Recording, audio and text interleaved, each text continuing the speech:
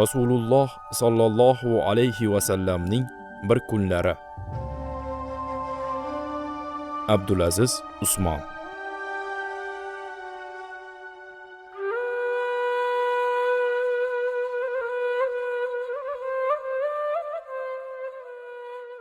Tong nurlari. Allohu akbar, Allohu akbar. Bilol radhiyallohu anhu payg'ambarimiz sallallohu alayhi va sallamning masjidga kirganlarini ko'rishi bilanoq qomatni aytar edi. Masjiddagi sahobalar sarvari koinotni ko'rishlari bilan namozga turishardi. Gohida g'usl qilib, boshlaridan suv tomgan holda masjidga kirib kelardilar.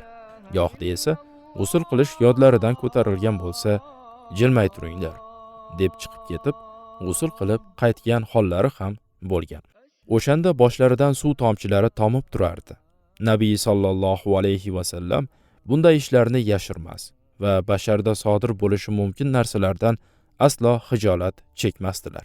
Sahobalar o'z hayotida sodir bo'lgan voqei holatlarni ko'pincha payg'ambarimiz sallallohu alayhi va sallamning hayotlarida ham kuzatishardi.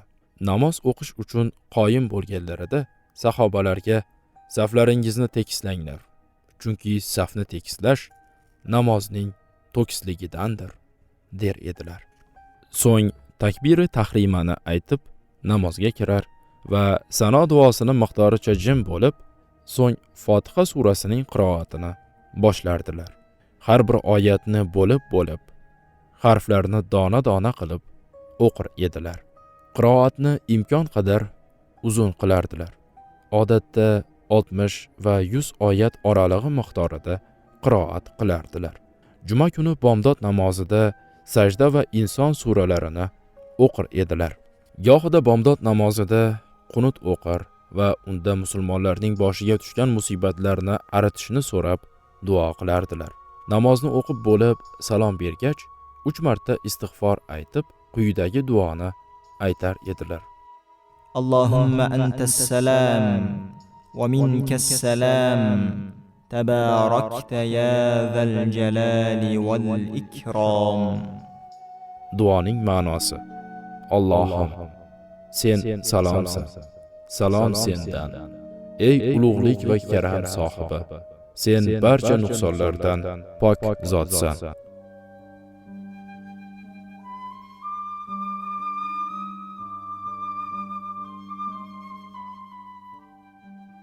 Har namoz so'ngida quyidagi tahlilni aytar edilar. La ilaha illalloh wahdahu la sharika lah, lahul mulku wa lahul hamdu wa huwa ala kulli shay'in qadir. La hawla wa la quwwata illa billah. La ilaha illalloh wa la na'budu illa iyyah. له النعمة وله الفضل وله الثناء الحسن. لا إله إلا الله مخلصين له الدين ولو كره الكافرون. اللهم لا مانع لما أعطيت ولا معطي لما منعت ولا ينفع ذا الجد منك الجد. Duoning ma'nosi: yakka Allohdan boshqa iloh yo'q, uning sherigi ham yo'q. Mutlaq mulk uniki va hamd ham ungadir. U har bir ishga qodirdir. Allohdan boshqada o'zgartirish va quvvat yo'q. Allohdan boshqa iloh yo'q, ungagina ibodat qilamiz. Ne'mat, fazl va chiroyli sano uning uchundir. Allohdan boshqa iloh yo'q. Garchi kofirlar karih ko'rsalar ham din uning uchun xolis qilinadi. Allohim, sen bergan narsani man qiluvchi yo'q, sen man qilgan narsani beruvchi yo'q. Birovning ulug'ligi uni sendan behojat qila olmaydi. So'ng subhanalloh, alhamdulillah va Allohu akbarni 33 martadan sanab, لا إله إلا الله وحده لا شريك له له الملك وله الحمد وهو على كل شيء قدير. der edilar. Duoning ma'nosi: yakka Allohdan boshqa iloh yo'q, uning sherigi ham yo'q. Mutlaq mulk uniki va hamd ham ungadir. U har bir ishga qodirdir. So'ngra keng ma'noli tong zikrlarini aytar edilar. أصبحنا وأصبح الملك لله والحمد لله ولا إله إلا الله وحده لا شريك له له الملك وله الحمد وهو على كل شيء قدير.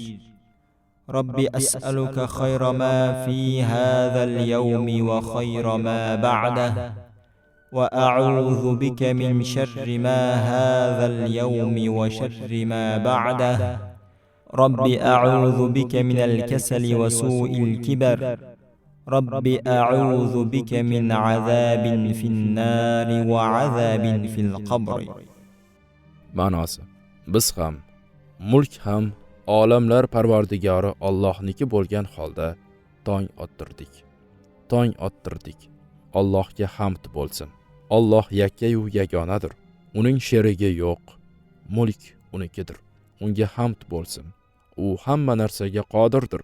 Ey Robbim, bu kunning yaxshisini va bu kundan keyingisining yaxshiligini so'rayman va sendan bu kunning va bu kundan keyingisining yomonligidan panoh tilayman. Ey Robbim, sening noming ila dangasalikdan, yomon qarishdan panoh tilayman. Ey Robbim, do'zax azobidan va qabr azobidan ham panoh tilayman.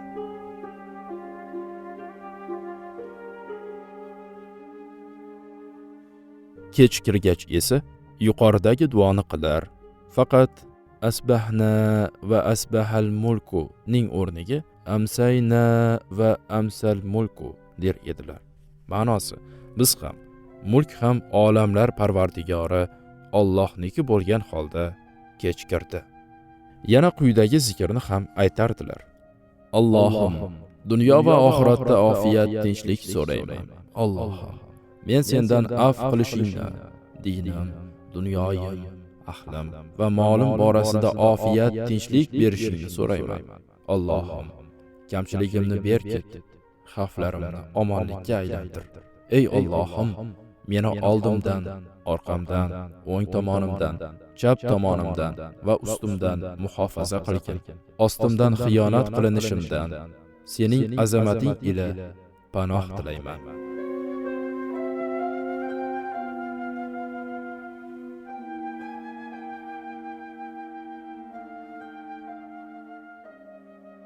Rasululloh sallallohu alayhi va sallam ushbu duoni tong otganda ham, kech kirganda ham tark qilmasdilar. Tongi duolaridan yana biri: Allohumma aafini fi badani, Allohumma aafini fi sam'i, Allohumma aafini fi basari, la ilaha illa ant. Allahumma inni a'udhu bika min al-kufri wal-faqr. Allahumma inni a'udhu bika min 'adhabil qabr. La ilaha illa ant. Duoning ma'nosi: Allohim, badanimni, qulog'imni va ko'zimni ofiyatda qil. Sendan boshqa iloh yo'q. Allohim, kufrdan, kambag'allikdan sendan panoh so'rayman. Allohim, qabr azobidan panoh tilayman. Sendan boshqa iloh yo'q. Ushbu zikrni tong va kech kirganda 3 martadan aytar edilar. Payg'ambarimiz sallallohu alayhi va sallam tongda istig'forni ko'p aytar va 100 marta astag'firulloh der edilar. Gohida Madina ahli u zotning huzurlariga bomdoddan keyin qadahlarda suv olib kelishar va tabarruk qilib berishlarini so'rar. U zot tabarruk qilib bergach, uni olib ketishardi. Shu o'rinda bir narsani ta'kidlab o'tish lozimki, Rasululloh sallallohu alayhi va sallamning kechki payt aytadigan zikr va duolarining muayyan vaqtini bayon qiluvchi rivoyatlar yo'q. Lekin ulamolar kechki duo va zikrni quyosh botishidan sal oldin, asr namozining oxirgi vaqtida aytish afzal deyishgan.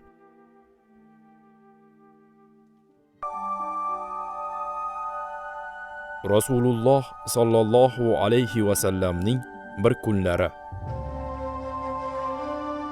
Abdulaziz Usmon.